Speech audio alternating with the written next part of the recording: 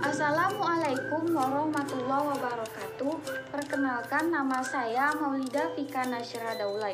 Pada video kali ini, saya akan menayangkan sebuah materi pembelajaran yang berjudul Globalisasi dan Cinta Tanah Air.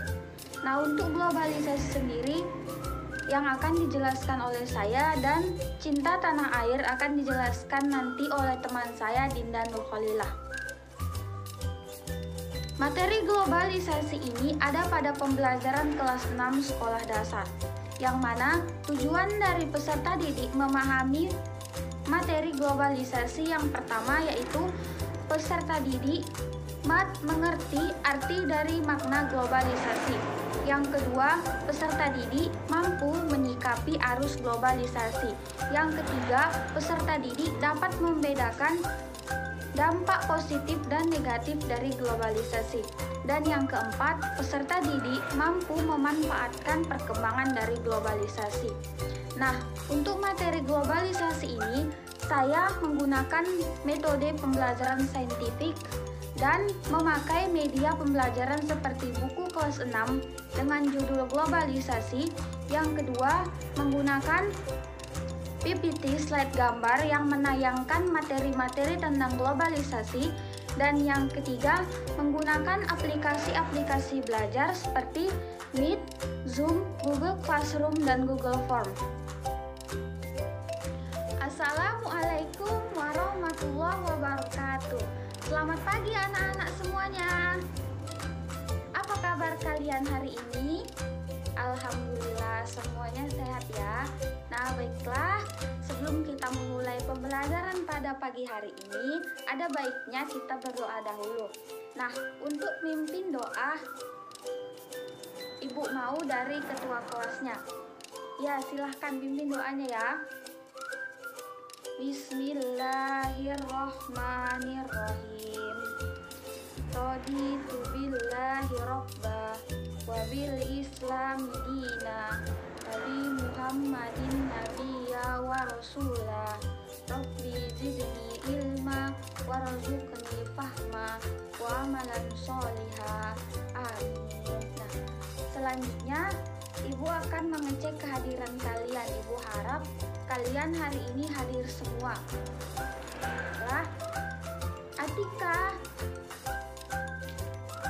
Padlan, Raihan, Sasa.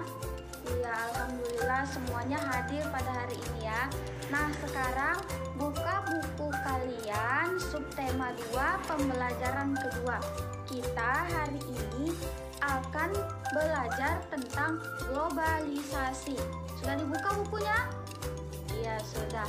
Nah, globalisasi adalah proses di mana penduduk seluruh dunia dapat berkomunikasi satu dengan yang lain tanpa adanya batasan wilayah dan waktu. Nah, apa maksudnya itu, Bu? Maksudnya adalah kita dapat berkomunikasi dari jarak jauh atau kita dapat bertemu dengan saudara-saudara kita secara cepat melalui beberapa teknologi. Nah, teknologi tersebut adalah dampak dari globalisasi. Nah, apa aja itu, Bu, teknologinya? Seperti kalau kita mau berbicara sama saudara yang jauh, kita menggunakan apa? Iya, benar, handphone. Kalau kita mau berangkat secara cepat, kita menggunakan apa atau kita naik apa? Benar, pesawat. Nah, anak-anak Ibu semuanya, handphone dan pesawat adalah salah satu dampak dari globalisasi. Sekarang, coba kalian bayangkan atau kalian pikirkan benda-benda apa saja yang merupakan dampak dari globalisasi. Iya, bisa. Apa? Benar, kamera. Kamu, Joni? Iya, laptop.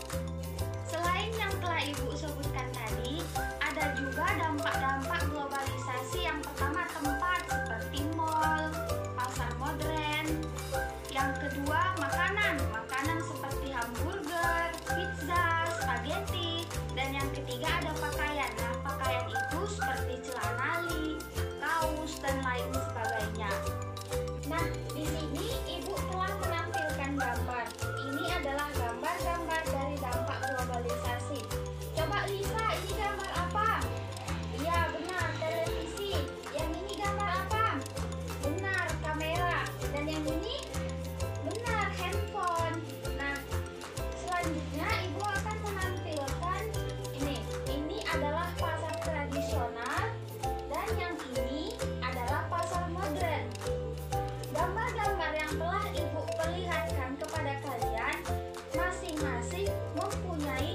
dampak positif dan dampak negatif, serta memiliki kekurangan dan kelebihan.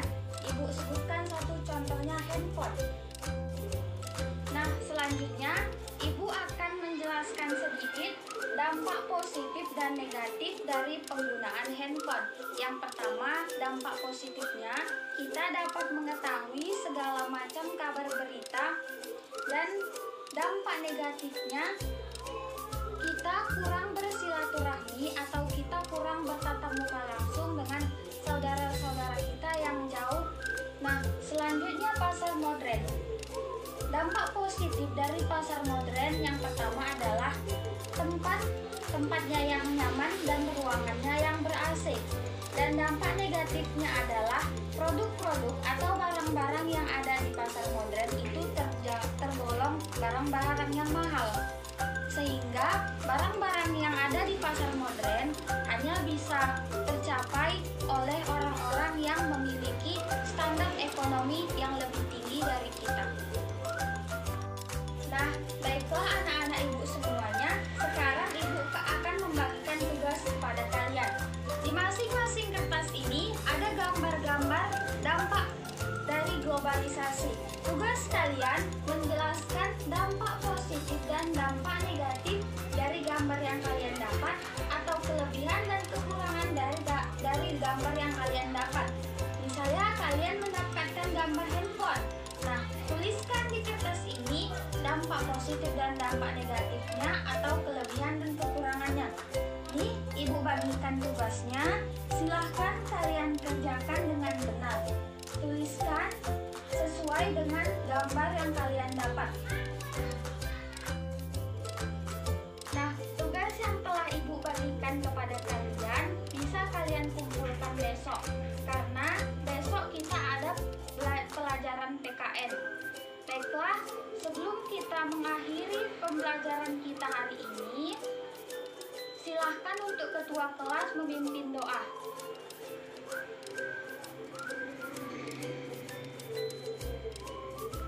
Amin.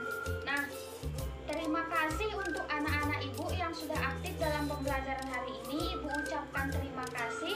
Semoga kalian sehat selalu dan tetap semangat untuk belajar. Billahi taufiq wal hidayah. Wassalamualaikum warahmatullahi wabarakatuh. Baiklah, saya telah menampilkan video pembelajaran tentang globalisasi. Untuk video pembelajaran tentang cinta tanah air akan dijelaskan oleh teman saya Dinda Nurkhalilah. Sekian dari saya. Wassalamualaikum warahmatullahi wabarakatuh. Assalamualaikum warahmatullahi wabarakatuh. Selamat siang anak-anak. Bagaimana kabar kalian hari ini? Apakah sehat semua? Alhamdulillah kalau sehat semua. Hari ini kita belajar tentang cinta tanah air. Apakah kalian tahu apa itu cinta tanah air? Tidak tahu? Nah, Ibu akan menjelaskannya. Cinta tanah air adalah kebanggaan menjadi salah satu bagian dari tanah air yang berujung ingin membuat sesuatu yang mengharumkan tanah air dan bangsa. Cinta tanah air dapat diartikan juga cara berpikir, bersikap, dan berbuat yang menunjukkan kesetiaan, kepedulian, dan penghargaan yang tinggi terhadap bangsa, lingkungan fisik, sosial, budaya, ekonomi, dan politik bangsa. Semangat cinta tanah air ini disebut juga patriotisme.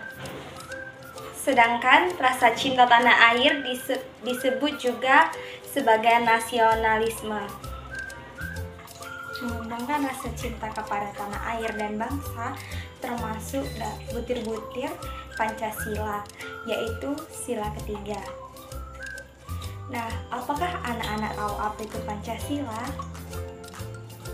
Ya, betul. Pancasila ada 5. Pertama, ketuhanan yang Maha Esa. Yang kedua, kemanusiaan yang adil dan beradab. Yang ketiga, persatu Indonesia. Yang keempat, kerakyatan yang dipimpin oleh hikmat kebijaksanaan dalam permusyawaratan perwakilan. Yang kelima adalah keadilan sosial bagi seluruh rakyat Indonesia. Nah, mengembangkan rasa cinta tanah air itu terdapat dalam butir Pancasila, yang yaitu pada sila ketiga Persatuan Indonesia. Sehingga sebagai warga Indonesia harus mengembangkan rasa cinta kepada tanah air dan bangsa sebagai pengamalan terhadap Pancasila. Cinta tanah air juga merupakan suatu kasih sayang dan suatu rasa cinta terhadap tempat kelahiran atau tanah airnya. Cinta tanah air ini berasal dari dalam hati sanubari seseorang untuk mengabdi, memelihara, membela, melindungi tanah airnya dari segala ancaman dan gangguan. Hilangnya rasa cinta terhadap tanah air dan bangsa dapat dilihat dari contoh sederhana, yaitu kita setiap hari Senin melakukan upacara bendera. Nah, ketika upacara sedang berlangsung, ada murid yang malah berbicara dan tidak menghormati. Itu merupakan salah satu contoh hilangnya rasa cinta terhadap tanah air. Dan contoh yang kedua adalah membuang sampah sembarangan. Akibat dari membuang sampah sembarangan bisa menyebabkan banjir. Nah, ketika ada banjir, masyarakat hanya mengeluh, padahal banjir disebabkan oleh masyarakat yang lalai karena tidak membuang sampah pada tempatnya.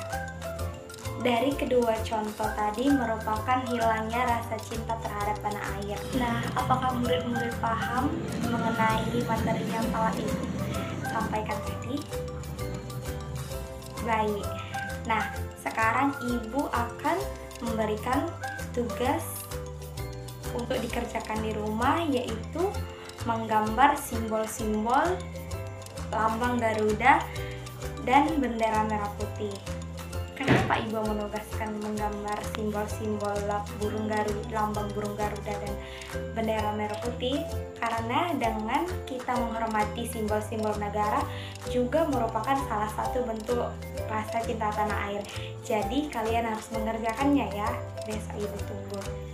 Baik, sekian pembelajaran hari ini. Lebih dan kurang ibu mohon maaf. Wassalamualaikum warahmatullahi wabarakatuh.